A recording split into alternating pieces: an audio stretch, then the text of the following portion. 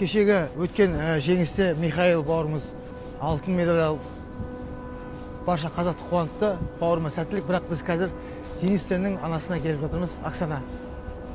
Анамызға сәттілік болсын. То есть я прекрасно осознаю, что я сейчас являюсь своего рода бульдозером, да, расчищаю дорогу для будущих поколений. И надеюсь, что вот эта моя миссия, она пройдет успешно. И помимо меня в Казахстане будет много других спортсменов, которые будут прославлять страну, носить новые медали, новые поводы для радости.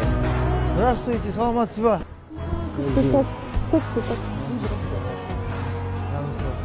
Красивый? Для вас. Очень красивый. Денис Теннің анасы. Кешегі жеңістің бәрі бірінші бастамасы Денис Жанның ағасы ғой. Алғашқы қадамы. Ондай ұлды туған сізге рахмет. Вам спасибо. Сізге ұзақ ғұмыр тілеймін. Мы вас любим. Вы наша мать. Бүкіл қазақ елінің сіз анасысыз.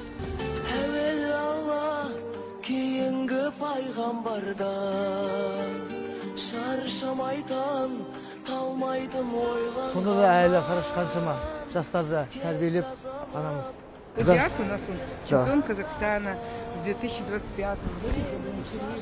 Спасибо, что пришел, спасибо, что поздравил, да, спасибо, что время нашел свое. Вот, мы тебе желаем больших успехов. Я бы, конечно, хотела бы, чтобы у нас какой-нибудь проект был, мы что-то вместе, может быть, сделали бы совместно. Да, я готов. Да? Да, я готов. Бесплатно все реализую. Да?